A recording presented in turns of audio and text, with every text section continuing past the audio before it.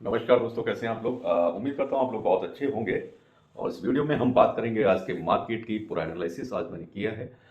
आज मार्केट हालांकि बहुत ज़्यादा बेयरिश था और किस तरह की तबाही मची है आज के मार्केट में। अगर आप रियल टाइम इन्वेस्टर हैं और आप एक अच्छा पोर्टफोलियो मेंटेन करते हैं तो आज आपके पोर्टफोलियो पर भी कुछ ना कुछ बहुत बड़ा एक फर्क पड़ा होगा, क्योंकि जितने भी स्मॉल कैप स्टॉक रहे और साथ के साथ में मिड मिड कैप जो स्टॉक होते हैं उनमें एक तरह से तबाही मच चुकी है, तबाही का आलम हुआ है। और बहुत बड़ी एक तरह से देखें तो करीब करीब स्टॉक मार्केट की मैं पूरे बात करूंगा तो करीब करीब 4 लाख करोड़ रुपए एक तरह से डूब गए। स्टॉक मार्केट में इन्वेस्टर को आज 12 मार्च है, 12 मार्च 2024 को मैं बात कर रहा हूँ और इसमें ये मैं आपको बताने की कोशिश करूँगा कि इस तरह के जब भी हाई अलर्ट जोन में शेयर मार्केट आता है तो आप लोगों को क्या करना चाहिए। पहले मैं बताऊंगा पूरे मार्केट में हर स्टॉक के बारे में, कोशिश रहेगी मार्केट के एक एक स्टॉक पे थोड़ी थोड़ी बात मैं आपको बताऊं, क्योंकि जानकारी रखना ये बहुत ज़रूरी है। आप जब भी इन्वेस्ट करते हैं तो पैसा बड़ा मायने रखता है, किसी का पैसा डूबना नहीं चाहिए। तो स्टॉक मार्केट आज का जो मैं बता रहा हूँ, आज है 12 मार्च 2024 और आज बहुत तगड़ा नुकसान इस स्टॉक मार्केट ने दिया है। जो बात हो रही है स्मॉल कैप की और मिड कैप की, तो दोनों ही उसमें एक तरह से आप देखें तो बाइंग जो बेसिकली सेल जो जिसको बिग वाली कहते हैं, तो बिग वाली के चलते एक दिन में करीब करीब 4 लाख करोड़ रुपए के आसपास की संपत्ति आप कह सकते हैं डूब गई है। बीएसई सेंसेक्स की मैं बात करूंगा। बीएसई सेंसेक्स 165 पॉइंट हालांकि चढ़ के बंद हुआ, लेकिन निफ्टी जो जरूरी बात है वो ये है कि निफ्टी समेत अधिकतर ब्रॉडर इंडेक्स या तो सपाट लेवल पे बंद हुए हैं, एक लाइन पर बंद हुए हैं, या फिर लाल निशान के नीचे बंद हुए हैं। स्टॉक मार्केट में इन्वेस्टर्स को जो नुकसान हुआ है तो उसकी मैं टोटल आपको बताऊंगा कि आईटी को छोड़कर, अगर सेक्टर वाइज पहले हम डिस्कस कर रहे हैं कि सेक्टर कौन से ऐसे सेक्टर रहे हैं जिनको ज़्यादा नुकसान हुआ है या जिनको ज़्यादा फायदा हुआ है और कौन से सेक्टर बचे हैं।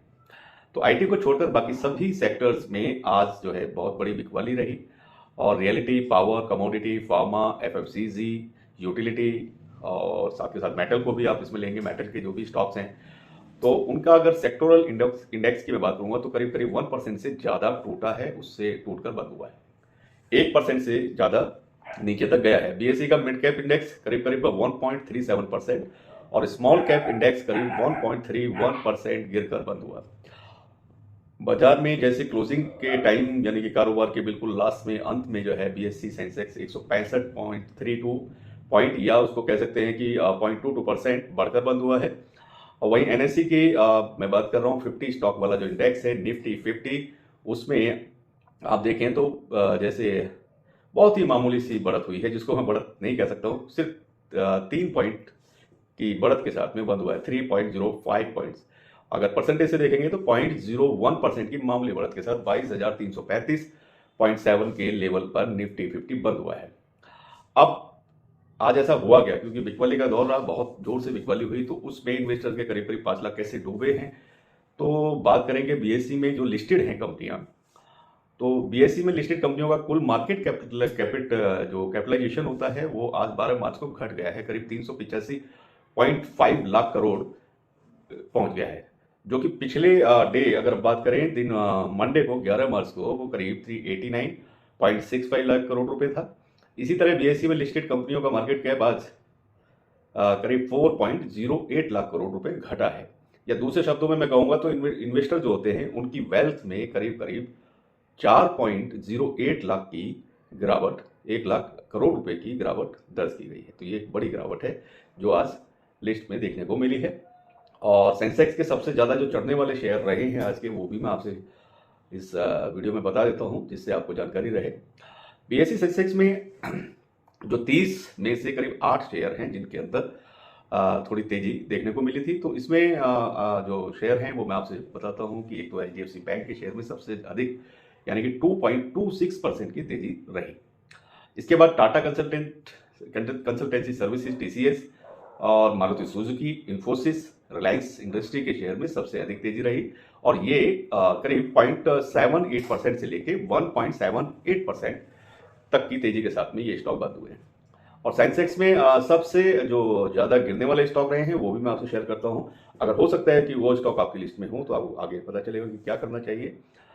सेंसेक्स में 5 सबसे ज़्यादा गिरने वाले जो शेयर रहे हैं सेंसेक्स के जैसे बाकी जितने भी शेयर हैं 22 शेयर गिरावट के साथ बंद हुए हैं। हालांकि इसमें स्टेट बैंक ऑफ इंडिया का करीब 1.9% की गिरावट के साथ में टॉप लूजर रहा है, यानी सबसे बड़ी गिरावट उसी में थी। और आईटीसी, इसके अलावा जेएसडब्ल्यू स्टील, एनटीपीसी और अल्ट्राटेक सीमेंट के शेयर करीब 1.01% से लेके 1.8% तक की गिरावट के साथ बंद हुए हैं, जो कि लाल निशान में बंद हुए हैं।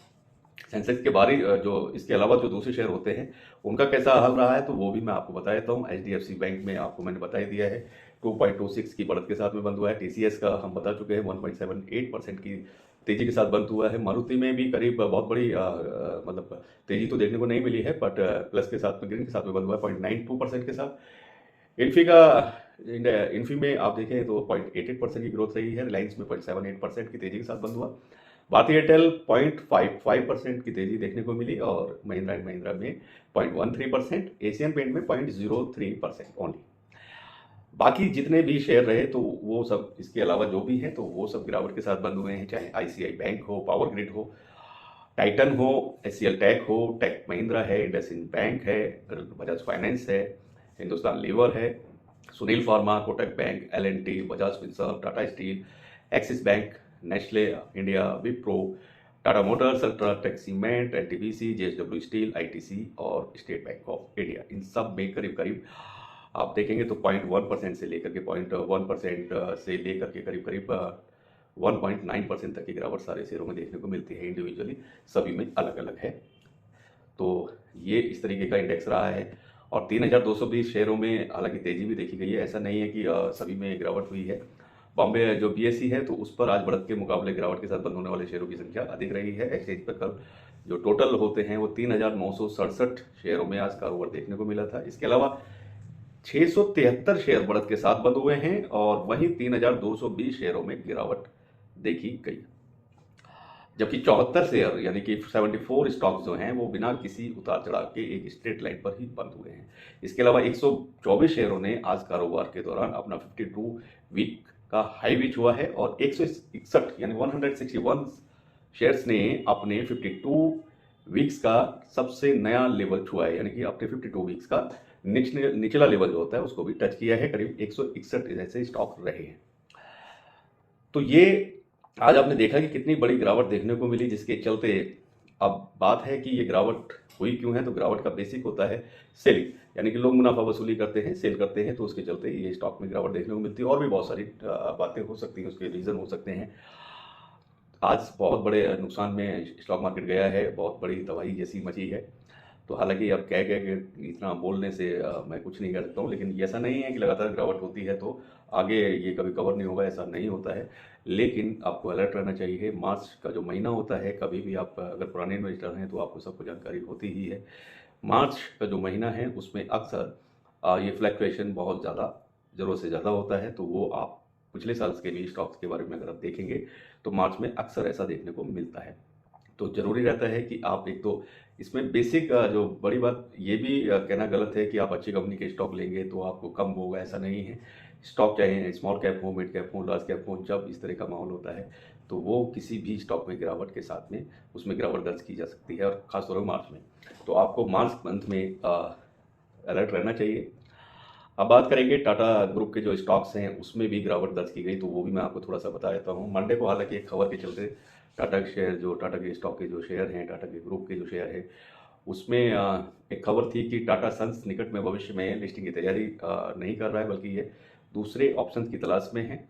और इस खबर के आते ही मार्केट में एक प्रेशर बढ़ा था, तो उस प्रेशर के चलते जो इन्वेस्टर है, तो इन्वेस्टर्स ने टाटा की कई कंपनियों के शेयर में मुनाफा वसूली करने लगे, यानी कि प्रॉफिट बुकिंग चालू कर दी, जिसके कारण टाटा केमिकल्स के शेयर में सबसे ज़्यादा 10.7% की गिरावट हुई और करीब 1175 रुपये में बंद हुआ था। इसके अलावा Tata investment, Tata power, Tata Motors और टाटा स्टील के शेयर में भी करीब करीब 5% के आसपास की गिरावट दर्ज की गई। उसका बेसिक जो न्यूज़ है वो आप समझ ही गए होंगे, तो ये भी एक इससे भी इम्पैक्ट पड़ा है। और आज जो 4 लाख करोड़ रुपए का लॉस हुआ है उसकी बात मैं कर चुका हूँ। इसके अलावा 5 शेयर और भी बता देता हूँ जिनके सबसे ज़्यादा नुकसान जिसमें हुआ है, तो उसमें हम ले सकते हैं जैसे IIFL है।